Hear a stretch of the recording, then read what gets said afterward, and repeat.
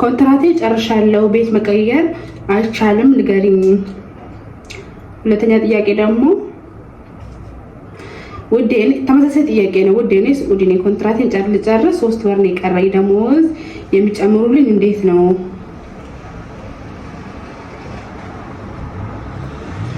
ሶስተኛ ጥያቄ ደግሞ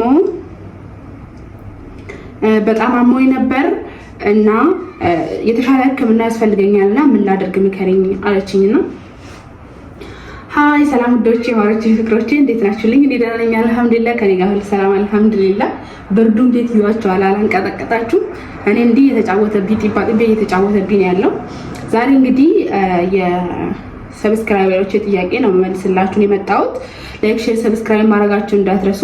ይሄ ጥያቄ ብዙዎች ጋር ስላለ ለብዙዎች እንዲደርስ ላይክ ሼር ሰብስክራይብ አድርጉ። ሀሳባችሁን ደግሞ ኮሜንት ላይ ሳውቁኝ እና ወደ መጀመሪያው ጥያቄ ስንሄድ ኮንትራቴን ስጨርስ ቤት መቀየር እችላለሁ ወይ ነው ያለችው።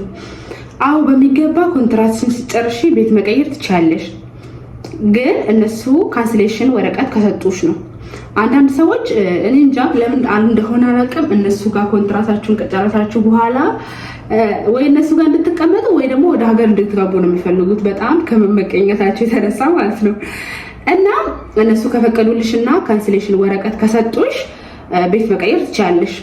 ካንስሌሽን ወረቀት ማለት አሁን ከዛ ስትመጪ እነሱ ጋር እንደምትሰሪ ለነሱ እንደምትሰሪ ማለት አሁን ብትጠየቂ አንቺ የሆነ ነገር ብትሆኚ ኤጀንሲዎችሽ እዛ ቤት እንዳለ በቃ ሁሉ ኃላፊነትሽ ሁሉ እነሱ እንደወሰዱ ስለሚታወቅ እነሱ ከኛ ላይ ወጣለች የሚል ወረቀት ማለት ነው። ካንስሌሽን ወረቀት ማለት እንደዛ ነውና ካንስሌሽን ወረቀት ከሰጡሽ ወጣሽ ቤት ተቀየረሽ መስራት ትችላለሽ።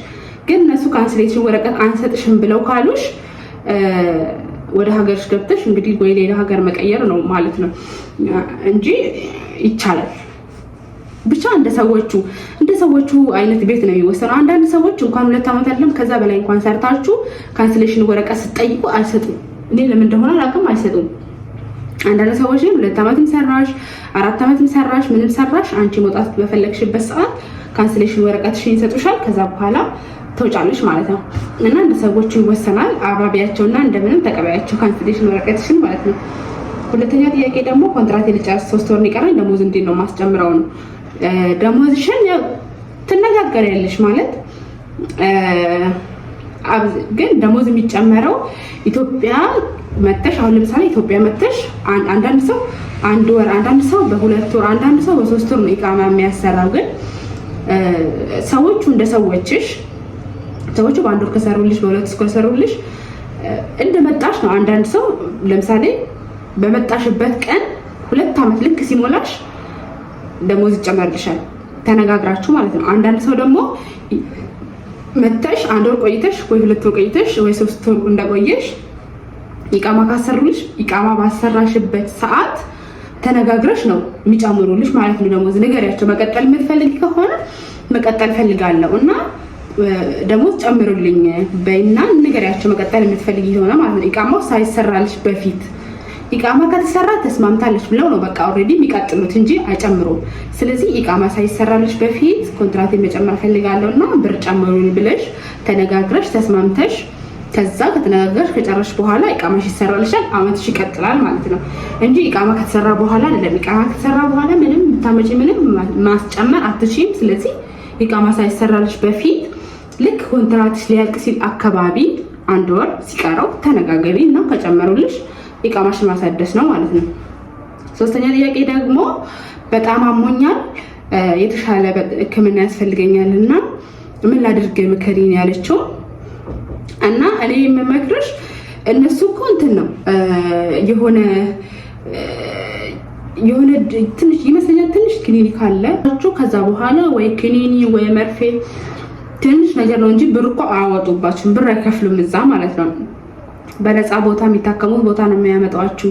የሆነ ወረቀት አላቸውና በዛ ወረቀት ነፃ ቦታ የሚታከም ቦታ ነው የሚያመጣችሁ። ስለዚህ በጣም በጠና የምትታመሙ ከሆነ አሪፍ ሆስፒታል እንዲያመጣችሁ፣ አሪፍ ቦታ፣ አሪፍ ሕክምና እንድታገኙ አድርጉ። እነሱ ምን አገባቸው? ብር አይከፍሉበትም ስለሆነ በደንብ ያያችሁ፣ በደንብ ሕክምና የማታገኙበት ቦታ ነው የሚወስዷችሁ። እነሱ አልወስዳችሁም የሚሏችሁ ከሆነ እናንተ በብራችሁ ታከሙ ማለት ነው። ከጤና የሚበልጥ ነገር የለም ምንም ቢሆን። ስለዚህ አሪፍ ሆስፒታል እንዲያመጣችሁ ጠይቋቸው። እነሱ አንወስድሽም የሚሉ ከሆነ ደግሞ በራሳችሁ ብር ታከሙ። ምክንያቱም ከምንም በላይ ዋና ነገር ጤና ነው። ጤና ሲኖርሽ ነው መስራት የምትችይው።